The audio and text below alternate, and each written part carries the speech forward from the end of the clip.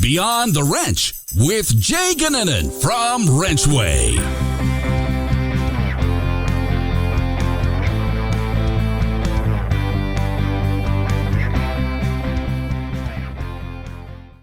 Welcome back to Beyond the Wrench. My name is jayg. Happy to have you here for another week. On this week's episode, we had a lot of fun. We had Chryssa Hunlock, who's the service manager for California Truck Centers, on to talk about her social media presence and really what she does for content, how she comes up with it, really what made her comfortable being on camera in the first place. And Chryssa's just a really good time to talk with and has a lot of great insight for building a network, which for those shops that are out there, I think it's really important for you to listen to this, understand what she's done in order to get your message out there as well. For the technicians out there listening, I think it's really cool to hear what Chryssa went through, what she sees in terms of opportunities for content, because I think there's opportunities for technicians in helping your shops out as well. So really fun podcast, a lot of really good tips about how you get comfortable in that social landscape and how you use it to benefit your unique situation. Now, before we get into the actual podcast, I did want to take some time to talk about the winner of our higher or lower game for last week, and that was Chris Langdon with a high score of 32. With that, Chris wins a $100 Amazon gift card, and that was brought to us by Wheeltime Network. If you haven't heard of them, they're a really good organization and really do a lot for their members.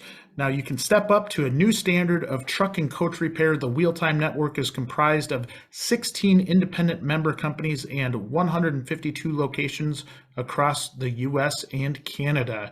Again, a really good group of people, and maybe if you're interested, you're on that truck side and looking at how you team up with a great organization, Wheeltime is just that. Go check them out. Unfortunately, Chris did not turn over the Queen of Hearts, so that pot rises yet again. I think this is an all-time record, $2,800. So whoever wins that weekly prize, gets that high score on the higher or lower game, has a shot at flipping the Queen of Hearts, and they will get $2,800. That is a lot of money, folks. So if you want a shot at that, make sure you go out to the WrenchWay app, answer the challenges, play the games, and have a shot at some pretty serious cash. Really looking forward to being able to give that away here soon.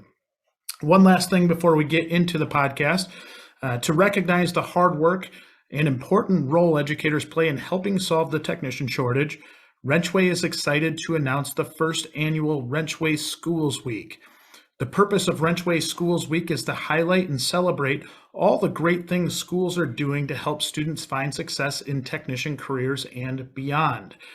We will be hosting an instructor roundtable, a student roundtable, and giving a live demo of our new top schools pages, which are free pages to help schools attract more students to technician programs. WrenchWay Schools Week will take place on February 22nd through the 25th. And if you want to learn more about it, head out to wrenchway.com/events to see a full list of events and sign up to attend for free.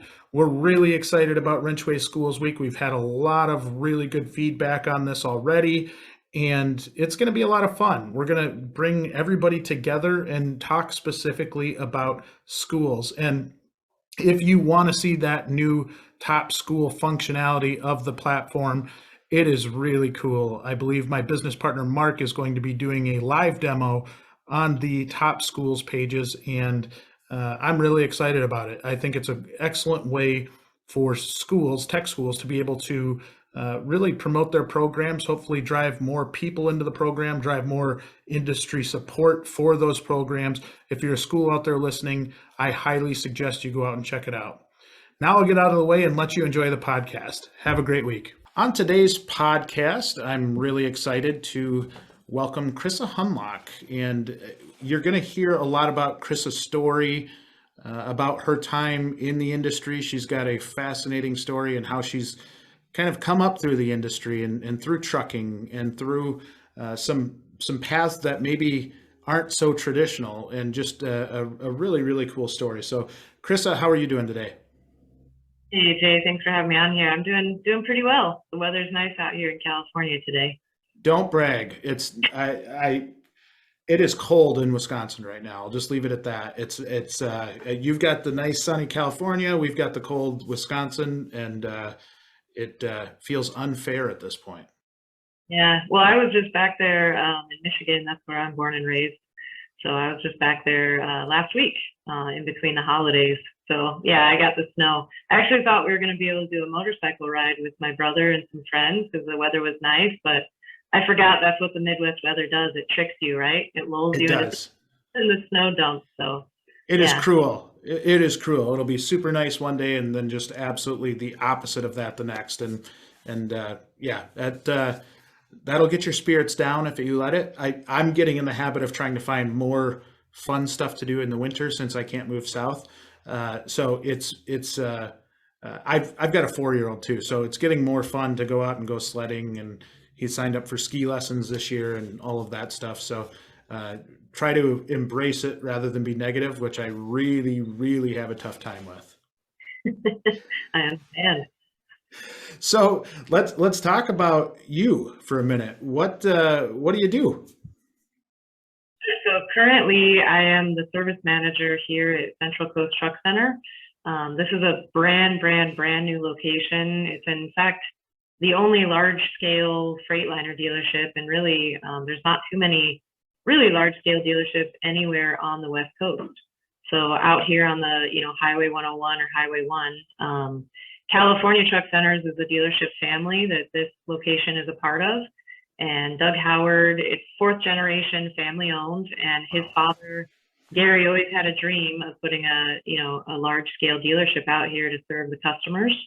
So they broke ground, they built it from scratch. It's a beautiful, brand new facility that just opened in July. And I just joined this team in October. So almost 90 days, in another week, my 90-day mark. But yeah, I left my role with Daimler Trucks North America. Last role I held was a district parts manager. So it was a great time to be chasing parts right now with the supply chain crisis going on. But yeah, I just left my role in October and came out here to try to help, be the first kind of official service manager in this brand new location. And it comes with a lot of challenges, brand new market. These guys were at a smaller location that California Truck Centers bought. So there's a lot of experience here, but trying to adapt to the dealership lifestyle, the sort of more corporate, but definitely more warranty, more by the book ways, and bringing in processes. And so it's been cool. I get to bring, some of that corporate knowledge that I've gained through my 9 years with, 8.5 years with Daimler. I get to bring that in and try to fuse it to what's going on here. Yeah, I was going to say that this isn't a new thing for you. You've been around the industry for a while now, right? Yep, just shy of a decade. So like I said before, I'm from Michigan originally. I started with Detroit Diesel, or Detroit as it's branded now. I always call it Detroit Diesel. I just can't help it. But I started with Detroit working in the technical support call center. So some of your listeners, if they're at a Freightliner or a Detroit distributor, might have talked to me. I started back in 2012. I think it was September or so of 2012, taking phone calls from technicians to help walk them through when the troubleshooting wasn't giving them the answer that they couldn't find the answer, right? Couldn't find the primary failed part based on the troubleshooting that Detroit had put out. They would call me and I would look over log files and their troubleshooting, and sometimes go conference with the engineers themselves to figure out what the next direction is. And then I went from there out to Portland to the Freightliner side. So did the same role but took a promotion. So then I was supporting the chassis side and doing tech support, and then also roadside assistance, helping arrange breakdowns, and really varied role there. And then I went into the field. So I was a field employee for the majority of my career after, a couple of years in the call centers, and went out in the field and was a district service manager and then a field sales engineer. So I went from, trucks that are broken And then I tried my hand at truck sales for the Detroit product. So getting to help spec the truck, work with the salesman on, the powertrain side. It was really cool to nerd out on, what horsepower goes with what rear axle ratio, and what about the fuel economy, and what about the aerodynamics and the technology. And yeah, that was a really fun role. But then the pandemic hit. And when the pandemic hit, I was a field employee, and they basically, grounded us and said, stay home. And I just couldn't do that. When you're watching the trucking industry in the limelight, putting toilet paper back on the shelves, and it was really difficult for me to just sit by and not be able to travel and not be able to really get involved and help. And so that was the first time that I left Daimler Trucks North America, and I went to work for Chima Freight Lines, which is a fleet, about 500 truck fleet out of Sumner, Washington, and Lathrop, California. So they just handle I-5. So wow.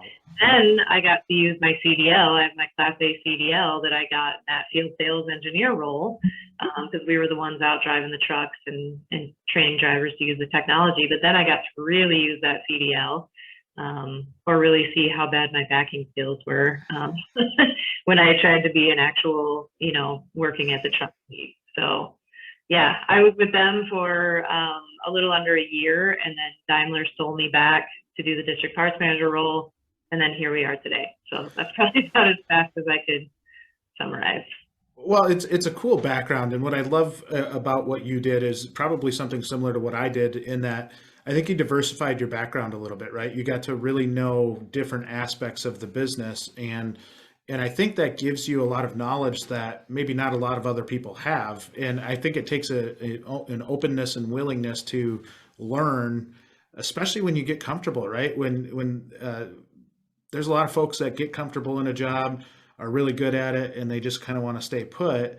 But I think it takes maybe that little extra drive to say, okay, even though I know this side, I'm going to go to something and challenge myself to something, even though it's in the same industry, entirely different, to be able to learn and really more well-round yourself as you're kind of going out and talking to people in industry. So I give you a lot of kudos for doing that, because I think that is so important to just have a well-rounded background in who you're talking with, right? And I think that gives you the most solid foundation you can have as you're kind of moving forward. Yeah, well, I appreciate it, recognizing that. And it's definitely not easy. I have people say that all the time, like, oh my God, aren't you scared? You won't know what you're doing. But yeah, I've never been a service manager before, but I'm going to figure it out. And the more things, or the more times that you realize you can figure things out, the more confidence you have, to walk into the next role. And for some people, it just takes doing it that first time and going, oh, I'm okay, I can figure this out, and do it. But a lot of my sort of moving around and trying new things is also born from having a really close, relationship and partnership with the fleets and the customers that I got to know, and, the dealerships too, and all the way around as their, factory rep. I kept seeing, here's where this issue keeps coming up. And, when I was a district service manager, I kept seeing there's oftentimes a lack of driver training, because we would have a truck into our shop, and I'm sure your listeners, who are most technicians, have seen that. You have a truck in your shop, chase your tail trying to figure out what the heck's wrong with it, just to find out the truck was doing what it's supposed to do, and the driver just didn't know it. And the more technology that we're putting on these trucks, like, for example, the Detroit Intelligent Powertrain Management, that's where you have press coasting. So it's all about fuel economy, which is what the EPA cares so much about too. And we're going to keep seeing iterations of technology like this, that if someone's not out there really pounding the pavement, training the driver, and not just training the fleet owner, when you give them the truck, right, that's not always enough to train the fleet owner. If the truck salesman is doing his best or her best to train the fleet owner, that's not only always going to get cascaded down to the person who's actually, behind the steering wheel. And and then it can turn into trucks that are in the shop for 2 weeks, and we're calling call centers, and we're, right, chasing our tail, when really it's just a lack of training. So those kind of moments, those were what inspired me to say, well, I don't know how to spec a truck. I don't know what horsepower and rear axle ratio and fuel count. I don't know those things, and I don't know how the technology works. So I'm going to go learn it. Right. And that's what, inspired me to take that next role. And the same for, I don't know exactly how a truck fleet works, but I can tell you right in the middle of the pandemic, like I said before, Chima Freightline's number one commodity that they move. Did I tell you this already? No. Toilet paper. So, was it really? Literally, yeah. I was good friends with Harmon, the owner of Chima Freightlines, after partnering with them as their factory rep, and they moved toilet paper. So it's pretty obvious too. I'm in the middle of the pandemic and saying, how can I get involved? And got to go be a part of actually literally putting toilet paper back on the shelves for the American public. So yeah. And it was leaving the shelves as fast as humanly possible. I mean, that was always funny watching the news and just seeing how rapidly people were going through it. And who would have thought that would have been, that luxury? It wasn't water. It wasn't, what I went out and bought was a bunch of iodine tabs and things to clean. Go for the things that are important. But anyway, whatever the commodity is, it's up to trucking to put it back on the shelf. And, that was the first time I think the American public really felt that and realized that, like, oh, empty shelves. What happens now? Well, that's why we all need to be doing our part to get more people interested in trucking. Yeah, if there's any positives to take out of the pandemic, is I think it shined a light on the truly essential jobs and the people that are truly essential to making this world go around. And I don't know that everybody had the credibility they should have prior to that, but I really feel like that light is shifting and that it's in a positive fashion, right? You see the people that really, really are making an impact. Yeah. And, I was just having a conversation this morning with someone in the industry. I'm working with the organization called Next Generation, which I know you recently are, making introductions as well. And, they're doing a lot to get more kids and people in general, but kids specifically. So you got to start there and get them interested in trucking. But any organization that can try to help just get more people involved and, bringing home what we learned during the pandemic is pretty important. Well, and I think that's one, yes, total credit to Lindsay Trent for everything she's doing in with Next Generation Trucking. But two, I think that really segues nicely into our topic for today, which is, again, showing off how cool of an industry we have. Like, I don't think we talk about this enough. I don't think we understand it enough. It gets really, I think, lost in the day-to-day of everybody's lives that if you're in a shop and you see this stuff every day, you take for granted how cool it is. I mean, hopping in a new Freightliner is like a spaceship, right? It's really, really cool stuff. So one thing that you do really well, and you've, I think, had a kind of a framework or a path where you've kind of blown this up yourself, which is showing off why it's a cool industry, showing off what it's like to be a woman in maybe a male dominated industry, and doing it in a way that really paints a positive picture of the industry as a whole. I want to start with asking what drove that to start with. What was it that motivated you to become comfortable with posting stuff on social media or putting yourself out there as a whole?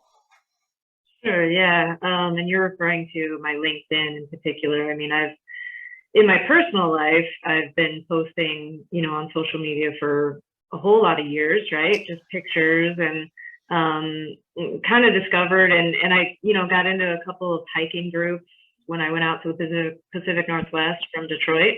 I started hiking around like a kid in a candy shop and taking a lot of pictures and getting better at taking pictures and, that kind of thing. And so started posting in some of those groups, and I would get like thousands of likes. And, it's an interesting feeling when you're like, oh man, it's cool. A lot of kudos, and it kept me going. And it's always the question is, are you doing it for the likes, or are you doing it because you want? Well, who cares, right? You're doing it to do it. And if that's what was inspiring me to get out there and hike more and go see more and take better pictures. And so that's really the foundation I'd have to bring up, and start with, is that I started in my personal life and doing it that way. And I realized, you can connect a lot of people that way. I made a lot of friends from those hiking groups and having similar interests and shared interests. And that hiking group, the only reason I got into it was to get ideas for where to go.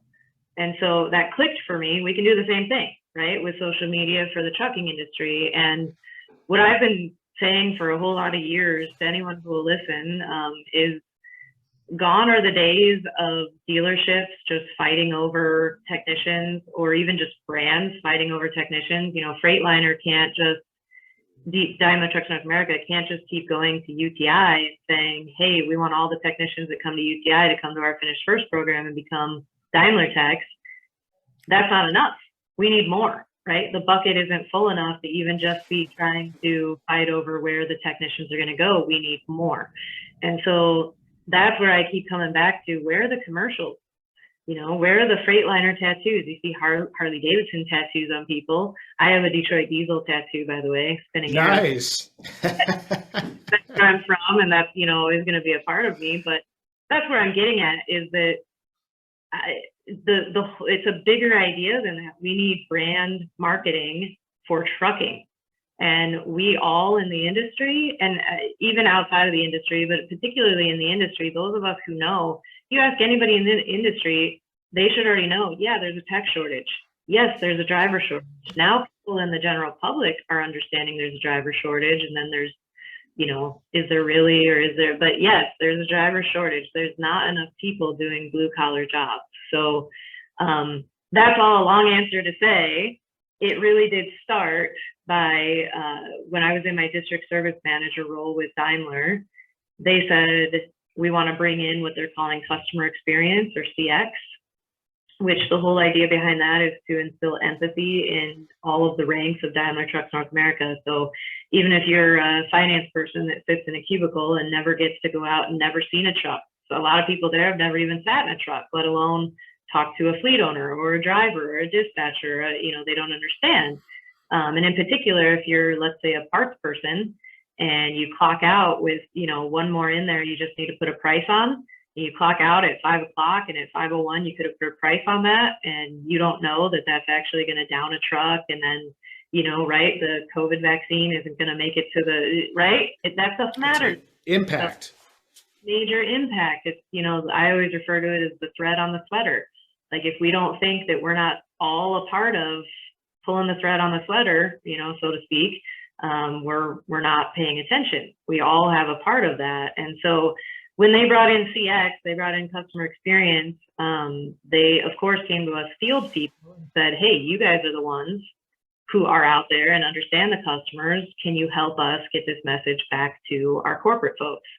And so I volunteered, and I said, yeah, the best way to do it is go and see. That's one of the, lean principles, is go and see.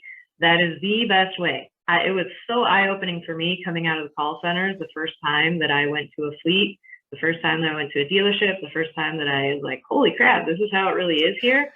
You can't replace that with words. So that's why it's so important that, sorry, I had someone bump in there. That's why it's so important that you go and see. So that is where I volunteered, and I said, the best way for us to do this is that let me have people sign up, and I will take them out into the field. And so I borrowed the Sprinter van, and the first one was 8 people from our training and development team. And, we went and visited a dealership and then a fleet. In fact, it was Chima Freight Lines. We went and visited. And then that was my light bulb moment of, well, if we're going to do this, why not? I'll take a bunch of pictures of the day, and then I'll post it to LinkedIn, and I'll put a blurb in there. Here's what we learned. Here's who went. Here's what we learned. To me, that was winning, not just for me, but that was winning on so many levels. So that was when I realized, it can really be a win for everybody. Not only am I going to give a louder or, more public platform to what those 8 people and I would learn that day or would see, but then the added benefit too is that some of our customers that might come across that post are going to go, oh, cool, Daimler Trucks is actually, trying to instill empathy in their what's this CX thing? What's this customer experience thing? And so yeah, and then suppliers, and when you think about all the different people that can come across a LinkedIn post or any social media post, it can be very scary, and it is. And when I'm doing my posts, I have to read it a bunch of different ways. Like I'll read it like 10 times before I post it. I'll read it. Okay, if I was Daimler CEO, is there anything in here that might be construed negatively on the company accidentally or something like that? If I'm a customer, if I'm so it can be intimidating, but at the same time, what a powerful tool to not be taking advantage of. Yes. So that's where it was born. And then I remember the moment, just like you said, that I just decided completely on my own, I might get in trouble for this. You know what I mean? I understood that. I was like, someday some post might get, too viral or too much attention and might say the wrong, I understand there is an inherent risk anytime you're going to post as a company person, because every company has teams for that. They have people for that they hire for that. But I think it has way more impact when it's coming directly from an employee. So I just ran with it from there. And every single week for the last, I think it's about 3 years now, every single week I put a post up with, 10 pictures and maximum words. So this is something that I think is fascinating, because in a field position, I was in a field position at one point. The beauty in that is that you get to see a bunch of different shops, right? You get to see a bunch of different places, and the content comes easy. Now that you're in one single location, has that handcuffed you at all? Or are you still able to come up with consistent content that is compelling and not repetitive? And, some of the difficulties that you might have in a one location versus going to 30 different locations. What have you found with your transition to that? So I mean, you got to be careful about what you do take pictures of, right? And I'm one that I'll ask, hey, is it okay if I take pictures in here? Hey, is it okay, and especially if I'm in the dealership, I have to be sensitive to if it's a customer truck, or if it's out in the lot, that's public. And so I'm always kind of running those checks. But so far since I've been here, that's literally what I'm doing. It's like I'm a reporter, and here's what I did this week. And that's a simple way of putting it. But then I've been doing it long enough now that I'm always trying to look for my hook, or, I'm trying to look for what is my impact to try to get more people to understand what it's like as a service manager or in the trucking industry. Or what I really want, the most ideal situation, is that someone who's never considered the trucking industry sees me doing it. Maybe they're a woman as well. I know that I've got that going too. And they say, wow, if she's doing it, I can do it. That would be awesome. That's like the most ideal state. And so in order to do that, it's, I can't think of a good analogy for it. But right, open as many doors or windows as humanly possible, right? I was thinking of the machine gun. I was like, I don't want violence, right? I agree. Just put it out there, right? So just keep posting, and then quantity, as long as there's quality in there too, quantity becomes the most important thing when it comes to social media. You can't just post once a quarter. No one cares. That's the whole thing about social media, is it has to be living, breathing. I mean, and it is getting worse, I say, right? Because, it is. As you guys know, you're doing a great job with TikTok, and I, instantly when I heard you guys are on TikTok, I was like right over there. You have some great viral videos out there, and who knows who knows what your impact can be, right? But if you're not there, what your impact can be. It's zero. So that's kind of, and with TikTok and with Twitter, now it's right now. It's right now. It's not even like weekly, monthly blogs. That's old. That is old news. We want stuff that is living, breathing, up to date. If you posted it a month ago, I don't care. It's that kind of thing. So I agree. And I think as it relates to those shop managers that are out there, or the people that are, really in the day-to-day weeds, it can become almost like a thought that it's, this is a nice to have. It would be good to get exposure to our shop, not only from the customer side, but really when we're trying to brand ourselves to technicians and show what it's like to work here. One of the things that I like to try and emphasize to folks is that when you're in trucking or automotive or equipment or motorcycles or whatever, we're so lucky in that we've got these content machines sitting right in front of us where it's cool stuff. People are interested in this stuff. There's, in the trucking industry, in the trucking world, there's shows that are hugely popular that are trucking based, right? And that shows you that there's interest out there, that people want to learn more about it. And maybe not necessarily even that super young tech. I think we'd be shocked at the amount of older people that have TikTok. And when I say older, older in their work career type of people that are looking at what you're putting out there. And for you, I think the impact it has is huge in that I think you're setting yourself up to have one, a lot of notoriety of who you are. You've got a brand presence out there, you personally. And then when you're running a dealership or you're a service manager at a dealership, that you're able to use that brand power so that when somebody comes in to talk to you, it's like, hey, this is Chryssa. I've followed her for the last 3 years and I love what she's doing. I think she's really cool and I could see myself working for her. I think there's so much impact in that. And I'm curious to hear your experience and if that has presented itself yet. Yeah, it has. Maybe not from a technician yet, but I've only Yeah. been at October, so we'll see. And LinkedIn is definitely the professional platform, where it's intended to be most of the time.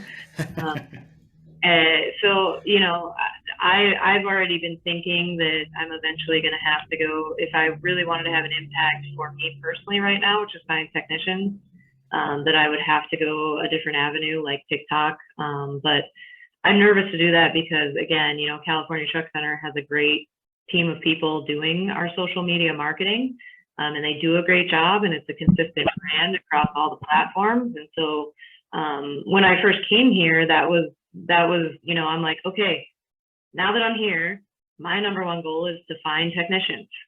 And the way that I know how to do that is social media. And so I immediately sought out who's already doing this. Can I get a login? Am I stepping on toes? Can I make my own posts? I don't want to try to do their job for them. And yet, a lot of times having that they're all real people, but you know what I mean? Having a face instead of California Truck Centers or Central Truck Centers, having Chryssa service manager posting is a different feel. And, I definitely flexed my social media skills or whatever you want to call it, when I was with Chima Freight Lines, because I was the director of driver engagement and training there. So it did fall under me and my team to recruit drivers and retain drivers. And so I got to do what I'm talking about, but have full autonomy. So, I ran our Facebook page. I answered all the messages and all the comments. And, I was trying to plug in, you remember when, who was it? It was like Wendy's and, these name brands that get young people at the helm and then they're really sassy. And it works. It's like, I want to go get Wendy's because they're hilarious on TikTok or Twitter. Who would have ever thought that? Like sitting in a boardroom, right? I mean, it just makes these old school marketing people lose their mind that it's that easy. It's because you have someone snarky that, everyone thinks is hilarious, and it actually does make an impact to people buying your brand. It's crazy. And so I have been thinking about that in this role and trying to figure out, how I do that even outside of LinkedIn. But I remember the first time that I had someone come up to me and be like, oh yeah, no, I follow you on LinkedIn. I know exactly all about you, it has happened. It not from the technician standpoint, like I said yet, but certainly within the industry, there's a lot of people that, I meet at truck shows or wherever that feel like they already fully know me because of seeing my posts every week. And I get a lot of direct messages from folks saying, keep doing what you're doing. We love seeing it. We love hearing about it. And, so there's a lot of support out there. And there really has only been one time that someone at Daimler, one of their marketing people said, hey, take that one down. Back up. Yeah. And I understood it was a gray line thing, but what I'm saying is after about 3 years doing it every week and having a lot of eyes, I mean, my posts are getting, because it shows you, they're getting like 10,000 views or, whatever. So in all that time, I've only had one time that somebody kind of slapped my wrist and said, too far, but so that also goes to say it's doable, it's possible. Yeah. And this is where I think marketing people have to come around a little bit on this too, is that so much of this and something that you hear a lot from the Gary V's of the world, or like where we talk about it as well, where it's document, don't create, right? Document your journey, what you're doing. And it resonates so well with people when people do it right, when it's candid and when it's authentic, it's real. When it's that, it just hits home with people so much more than a canned, a mistake we see a lot of times, and I think this a lot of times comes from corporate America, is one, you got to get through all the legal teams and you got to do all this, all the I don't know, all the prep work to even get something out there. My brother's a financial advisor for a major company and they can't put anything out. And some of it's just because you're a financial advisor and you can't do that. But when they take a step back and look at it from the standpoint of, if you are documenting and not trying to create stuff and just kind of showing who you are, and people associate, or they feel like they know you, it makes the first conversation with people so much easier, because it's not like, okay, I'm meeting Chryssa for the first time. It's, hey, I've seen Chryssa out there for a long time. I'm a huge fan of what she does. And they might generate some curiosity. It might generate just some general likability on your part. You're a very likable person. So I think having that out there is really, really important. So I commend you for pushing the envelope. I think that's really important. But two, getting marketing folks to come around on this, especially on the service side of the business, is so important, because if you're not authentic, I don't think, especially when it comes to technicians, that they necessarily believe the message that's being relayed, right? Yeah, that's always, well, and truck drivers sometimes even worse. Same. And I don't know, I'd be interested to see the statistics on turnover rate for truck drivers versus technicians. I think the truck driver is probably higher. Truck driver turnover, I mean, there's some who have a new job, and it was surprising to me how often, I don't know, because again, we talk about, like, I am aware that there's a personal gain to what I do on social media, because I get to build my own brand. And I try to do so very ethically and with integrity. And, I don't want to make it all about me. I'm the one posting it. So naturally, right, I'm going to gain from it. But I am used to what you're saying. I'm used to, like, walking into a room, or, in my field roles with Daimler, sometimes just having Daimler on my shirt was enough that I walk in and people believe what I'm saying most of the time. But when I was with Chima, the drivers that were coming through, and I'm telling them, hey, we act like a family. We treat you guys fairly. We treat you with respect.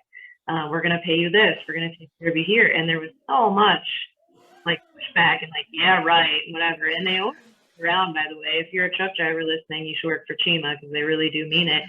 I got to put that plug in there. But it's because of how they've been treated, right, in the past. And I didn't realize how bad it's been for truck drivers and technicians both. And other blue collar jobs, by the way, until they were really recognized for being essential. So, yeah, I mean, all of that encompassed, it's nice when someone already has seen my posts and I don't have to earn their trust as hard, right? That groundwork is kind of already there. And it's a bummer when I'm like, oh, wait, but can't you go look through 2 years of my LinkedIn posts and then figure out who I am before we keep going? That's also not fair. So, but what I've done for myself as a person, what we're talking about, can be done for a company too, easily, right? I hope that I've had an impact on the brand for Daimler, Detroit, or, now California Truck Centers and Chima. And, I hope that what I've been doing has had as much of an impact for them as it has for me. I definitely hope that's true, because I'm not going to work for a company that I don't feel that way about, you know? Yeah. And you said something there that really stuck out to me, which is something we see from our end, which is not every shop's a great shop, right? I think that the really challenging part for us in our industry, and for those of you that might not fall in that great shop category, but are trying to aspire to get there, maybe you can't offer the benefits that you want yet, or there's, some challenges with management. One, be patient. You can do it. You can build a really, really good culture with really good people, but also think about this from a technician's point of view. If they're at a shop right now that isn't a great shop to work at, and there's nobody out there showing the great shops off, they're going to think every shop is the exact same way that the shop that they're in. They're going to think that's the same thing everywhere. And we're seeing it right now with veteran level technicians leaving the industry because they think, maybe they've worked at two shops that are not treating people well, and they just think every shop is that way. But it's so fun to me when we see a technician get into a really good shop and how much that opens their eyes and how different their experience is. And, it only takes one bad manager or two bad managers to ruin somebody's perception of the industry. And that's something we've got to work on as a whole. That's really the premise of the whole WrenchWay side in general, was that we need great shops to show themselves off so that people stay in the industry. They see that there are good places to work and places where they treat their people with respect and integrity and don't lie to them or try to bluff, and paint a different picture than what reality is. And so that is what I truly, truly love about what you're doing, is you're showing maybe a different side to the industry and maybe a new way of thinking in some regards, that you do need to paint that picture and show them what it's all about. Yeah. Yeah. I mean, I think it's just really important. Somewhat related, and I hope it's okay that I mention her here, but I've been thinking about bringing it up a couple of times, and it's a good opportunity. I just put a post up last night, my weekly post. I've been falling behind, by the way, being a service. It's hard. It's hard. There are not enough hours in the day. That is not for sure. So it does take time to do these posts, and so I have followed. But I just did one last night, and it was, in honor of last week when I was home in Detroit. I went over and visited. I asked Pam Ashaki, who does the Detroit diesel plant tours. It was her last week with Detroit. She was retiring after 48 years and 4 months. And I reached out to her and I said, hey, can I take you to lunch? And honestly, I thought she was going to say, oh, sorry, I'm booked, right? I thought there's no way that she's leaving. And but because it was such a quiet week, I was able to take her to lunch, and she was able to drive me around the plant. I don't know if we were supposed to be in there, but we both made the joke, what are they going to do, fire us? Right? Not there anymore, technically, but went in to get a quick picture before, she was gone. And anyhow, when we were at lunch, it really meant a lot to me that she asked me the question. Now, here's a woman in the industry, and I can only imagine, and that's what my post is really about. I can only imagine what life was like for her working in a factory in the 70s. She started at Detroit Diesel as the only woman in 1974, the first and only woman working there. She didn't have a bathroom. I mean, she said she didn't even have a name because they called her other names for the first 2 years. So I can only imagine what she's been through, and I have nothing but respect for the fact that I know she blazed a trail that I can now walk down. Every woman that comes before in this male-dominated industry has blazed that trail, right? And so that's really what that post was about, and, trying to pay homage to her as she goes, and really, looking at that. But when we were at lunch, it meant a lot to me that she asked me, how do you do it? And I was like, what do you mean? Like, how do you do it? She goes, how do you keep changing jobs and feeling confident enough to go in there and kind of negotiate and tell them what you're worth and, this or that. And it was just, to have her asking me a question like that. And it makes sense because she's been in the same, right? She's been doing what she's doing so wonderfully for so long that she's never really had to do that, to go out and negotiate. And that's where I want to call to attention, kind of in circle of what we're talking about. if you are not putting your own brand out there and advocating for yourself and, telling people what you're doing and what you're doing great and what you care about and what your, right, core values are. And if you are not doing that, no one's going to do it for you. Right. And that is part and parcel of what we're talking about with, being on LinkedIn, having your own brand, but it is absolutely true for companies, for service departments, for technicians, by the way, to learn how to advocate for themselves. It's really interesting for me in this role to now have technicians come in and, try to negotiate with me.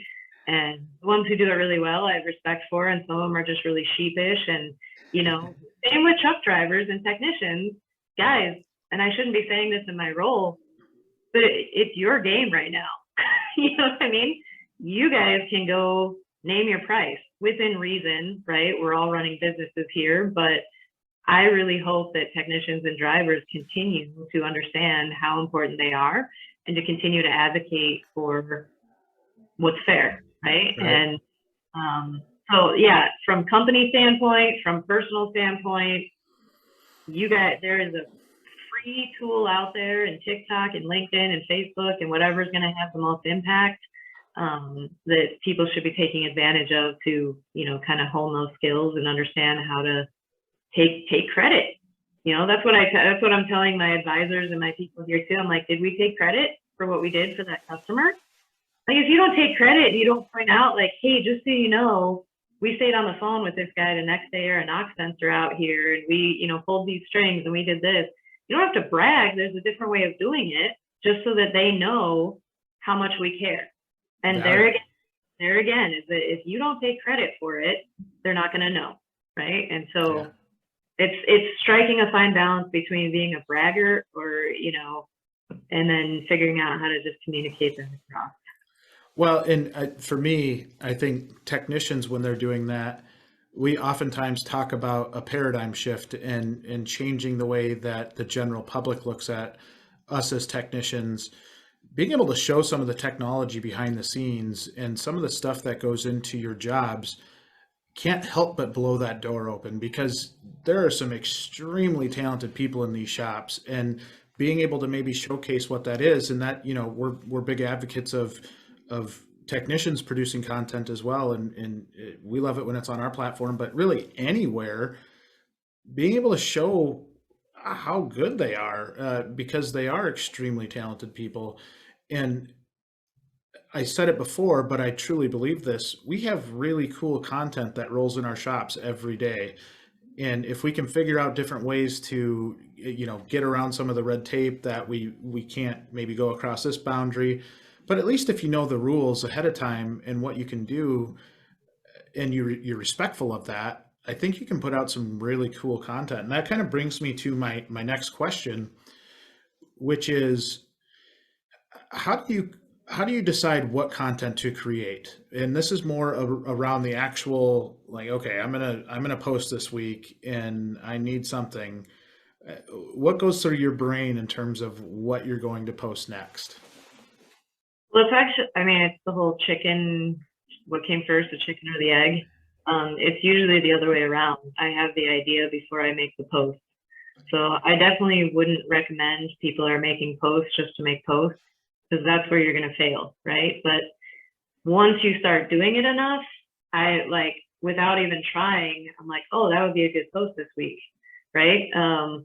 Right now, we're trying to work on doing a new method here for express assessment, which is our, if the truck comes in with check engine light unscheduled, we want to be able to pull it right in, assess it, and then give them a call and let them know, hey, we think we can get to it, or we can't, so that then they can make a business decision, right? And here's bringing in the customer empathy side. And so we're in a room and we're putting up flow charts and we're drawing things out, and we're, and so my head goes, I want to make a post about this, right? Because I'm going to be able to have great content. I have a picture.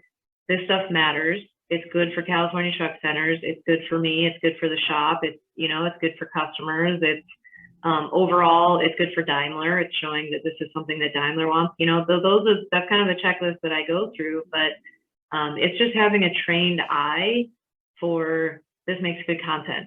And they can be simple too. Sometimes I've been trying to slow myself down and say, hey, I could do more content if I'm not trying to put so many words and so much, I don't want to say so much thought, but just a picture of a cool truck. Like if Optimus Prime came here this week, you better believe I'm going to take a picture of it and I'm going to post it. And I might sometimes connect that to something like, oh, it's really nice to see my old Daimler roots. And, you know, here's what I've learned that I've pulled from Daimler to here. I might connect it that way, or I might just post it.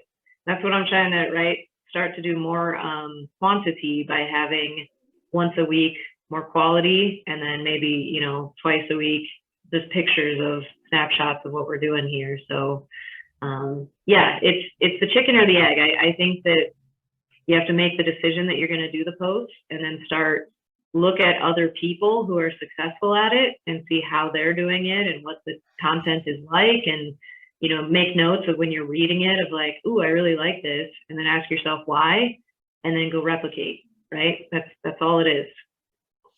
I love that advice. That is great stuff. And I get the feeling that you're a creative person. Or in general, you're a creative person. What advice would you have for that shop manager that's out there that might not be so creative or creative minded? Is it finding another person that is creative to maybe take photos and do some posting? Or is it maybe getting yourself to go outside of your comfort zone and doing something like that?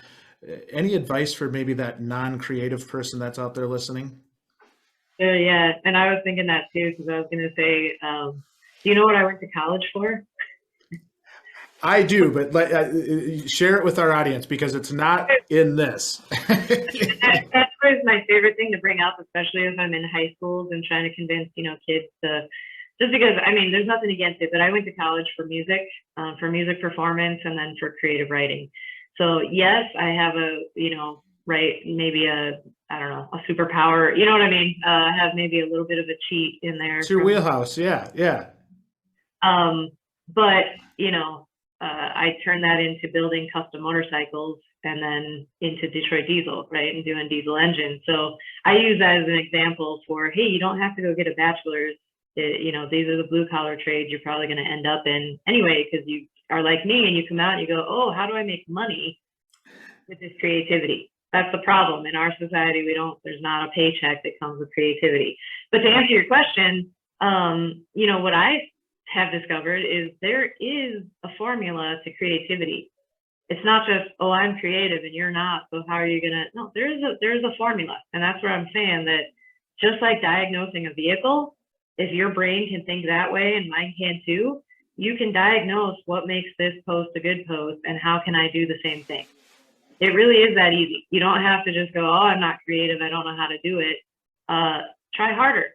You can do it. Just keep learning from the ones that have an impact on you, or the ones that have an impact on other people. You know, the posts that you see that are viral, or, you know, that's what I did. That's, you know, I learned in that hiking group that we started out talking about from other people. You know, like I said, I improved my photo skills from seeing other people's photos, going, holy cow, look at that one. You know, and that one got 10,000 likes. Mine only got 1,000. That's, you know what I mean? Clearly this is working for a lot of people. What did they do? And then I say, oh, they took it at sunset. Oh, they took it from over, you know, and that's what you do. You break it down and you know, understand how did they achieve this, and I can too. So don't think that just because you didn't, you know, aren't creative, that it's not something that you can tackle, because you definitely can. And making it authentic and really come from a place of, here's what I care about, and here's what we did this week, and here's how I'm going to treat you if you come work in my shop, or here's how we feel as a company. Maybe that's your starting point, is defining it. You know, defining what is our core value, what is our mission statement, what is our, you know, now I'm bringing in my Daimler corporate standpoint, but it makes sense. It's not just the cheesy, you know, roll your eyes stuff that a lot of us, I think, in this industry have treated that kind of thing as. There's a reason for it. And that's what roots you in, this is my brand, and then what fits into that. And then you'll start to see it through the week. Like, oh, this would be a good time to showcase the integrity that we have here. Or this would be a good time to showcase, you know, that we're family run, or that kind of thing, right?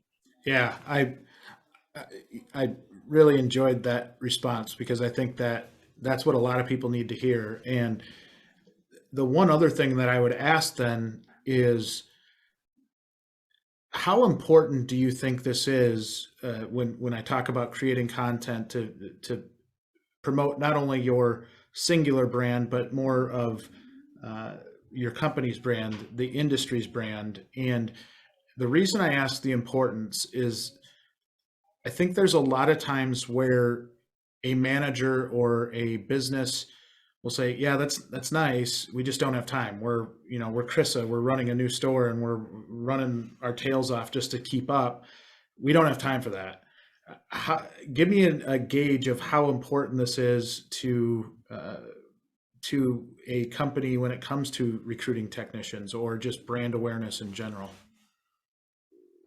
I will counter that question with a question that I think you'll know, obviously. How far behind, and I know you're not just trucking, I know you're mainly automotive, right? I have to remind myself that, but I'll just say trucking, and maybe it's the same for automotive, but how far behind technology-wise, like computers and whatever, is the automotive industry compared to perhaps other industries? I think it's caught up a lot. The way that we always said it was that, gosh, automotive was, in terms of transportation, technology wise, was probably 10 years ahead of trucks and 20 years ahead of equipment, right? Like there's a pretty big gap. And then if you add other elements of technology into it, up until recently, I would say it was, I mean, a huge gap. But now you're seeing EVs and you're seeing some stuff in the technology side of our space where it's really starting to, I think, close that gap. But that would be my answer, is that, just kind of the tiered out that way. But what about at the shop? Do you still see people handwriting ROs? And we still see it. I think that's changed more in the last 2 to 3 years than it had in the 20 years prior to that, right? Like I think the folks that were stuck with handwriting ROs are starting to, and some of them are really passionate about that, right? Like they still, it's the way they've always done it. That's the way they want to do it until they retire. And I don't know if you ever flip those people, but I think the ones that have embraced it, I think they've caught up a lot in the last couple of years. Probably still a long way to go, but yeah. I think we're in a really good spot. I think we've come a long way. Yeah, and I would agree with that answer, and that's why ask that first before I answer. How important is the posting and social media and et cetera. So I think we can all agree that our industry, especially compared to like an office setting or pretty far behind, catching up. But when it comes to technology, the way that we can light years warp ourselves forward, I can't think of what I want, the way to cheat and get ahead really quickly without having to drag along the people who don't want to change, like you're talking about. I still want to write my ROs by hand. I still want to print this, print that, right? So the way to get ahead as quick as possible is with social media. I think it is insanely important, would be my answer. I don't have a quantity for it, but it is very, very important that every company, I don't care if you're a truck fleet, if you're a dealership, you need to have a presence online. If someone doesn't, when's the last time you went to a restaurant that wasn't on Yelp? Right. Forget about it. I'm not doing it. I used to travel, exclusively for Daimler as a field person, and that's what I would do. I get to a town, Yelp. Where am I going to go get lunch or dinner or whatever? Yelp. Even Amazon, right? Amazon's changed the complete landscape of consumer goods. I go into a store now to get a spatula or something stupid, and I'm like standing in the aisle looking at 3 of them. How do I pick one if I can't see the ratings? If I can't see the reviews, if I can't see it? It has changed and shifted the American public, and the whole world, but yeah, it has changed us so much that if we are asleep at the wheel again, I say that with love, but if our industry is just letting this go by us and we're not trying to get ahead of it, we're going to miss out. And there's already dealerships and places, and we are the ones that need to find more people to be interested in trucking or in blue collar jobs in general, to make it more universal for your listeners. But we are the ones that need to have more people interested in the industry. And so we need to be the ones that are putting the industry in their face, making sure that they can see it, that they know what it is. A lot of people, if you walked up and said, do you want to be a diesel technician? They can't see it. Well, they can go on my posts and they can see it. They can see a technician in my shop and what they look like, and they're not all beat up and, busted knuckles. And so, yeah, I think making people or letting people see it is one of the most important things we need to be doing in general, not just to serve your need of finding technicians or drivers or wherever it might be within your, little corner of the universe, but universally for all of us. If there's not more people getting interested in blue collar jobs, then we're all going to suffer. So this conversation really got me fired up. Like I love everything we talked about. It is so on point, not just for trucking, but for anything in our industry, and probably not even just our industry. I mean, that could be any business listening. There's so much good stuff there in terms of what you said, your ability to put yourself out there. I think you knocked it out of the park with all of this content. It was really, really good. I am curious, one last question. What were you going to do with the music degree?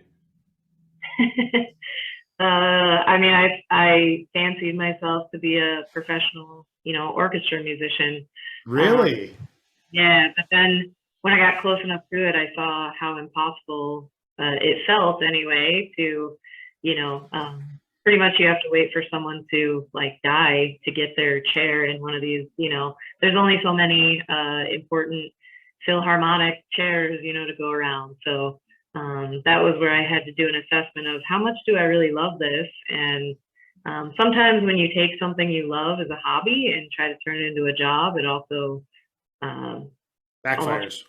Right? Yeah. So yeah, I didn't really know, but I promise it was only 6 months after graduating that I turned around and went, oh, how do I make money? And yeah, I actually went to UTI for a short period. Really? Yeah, so I went to UTI for MMI, and then I went up to Seattle to Lake Washington Tech for their Harley Davidson program, and then landed a job working in an independent shop for a chopper legend, Steg von Heinz, and got really lucky and got to do the custom motorcycle bit for a while till they moved down to LA, and that's when I went back to Detroit. So yeah, that's insane. It is a testament, and that's where I say I don't want to slam anyone who's going for a bachelor's, especially a creative, bachelor's of arts, but it's definitely a cautionary-ish tale that I'm still paying on my student loans. And, had I just gone straight to a UTI or straight to a dealership or, could have skipped out on that $30,000. So. Well, this is all fascinating stuff. We'll have to have you back on the podcast.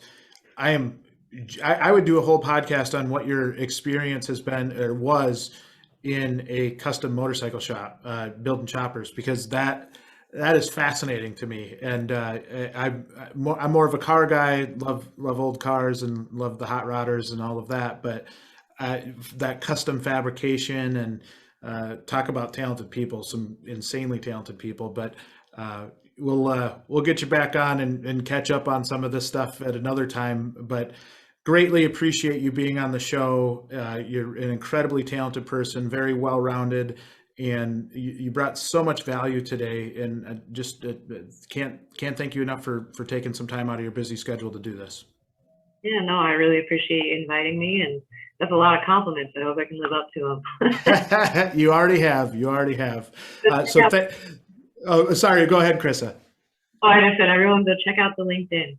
Yeah. Check out the LinkedIn. I was just going to finish off with this: is how do people get in touch with you and follow what you're doing out in California?